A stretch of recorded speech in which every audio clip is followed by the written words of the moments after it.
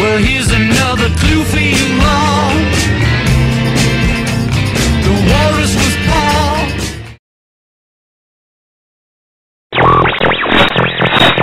WKNR, Gamer 13, another hour of music power. Who do we have here? What's your name? Tom on the line. Yeah, hello, Tom. What's going down? I was going to rant with you about McCartney being dead, and what is this all about? Yeah, well, what school do you go to? I go to Eastern Michigan. Eastern Michigan, and you heard that McCartney was dead. Yeah, that's right. Snyder.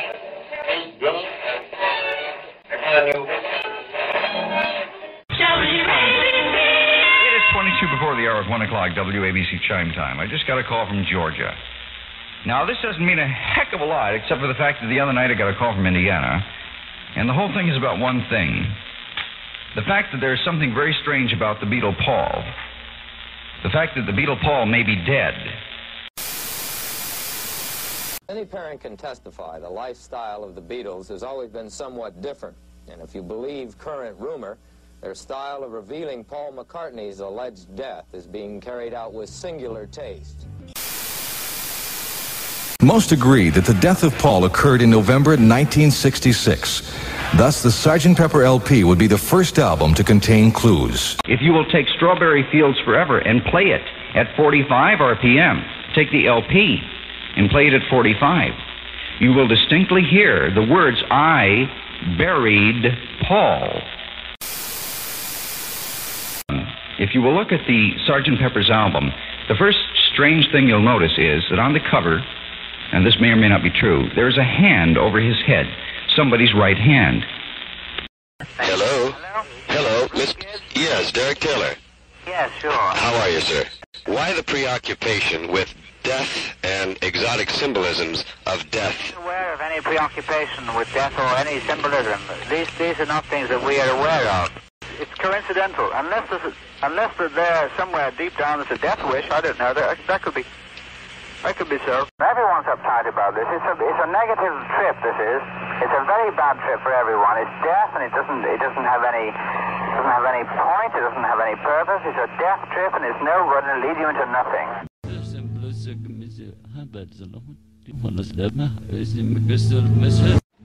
On Revolution number 9, there's an accident. They talk about an accident on the B track. They talk about hitting a light pole and going to a surgeon. Are you familiar with that one? Yes, I am, but it has no meaning, it has no relevance. If the conclusion you reach is that I'm dead, then you're wrong, because I'm alive and living in Scotland. Thank you, Mr. McCartney.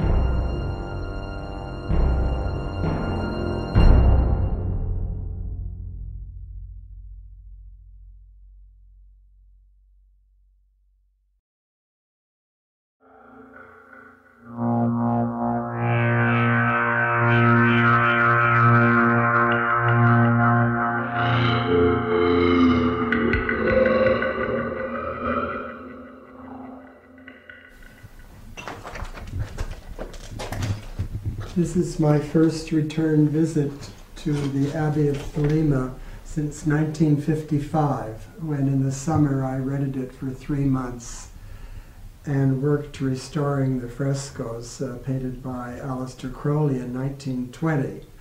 This was the original front door of the Abbey, and on the outside he had painted in very large letters, "Do what thou wilt," which was part of his credo. Do what thou wilt shall be the whole of the law.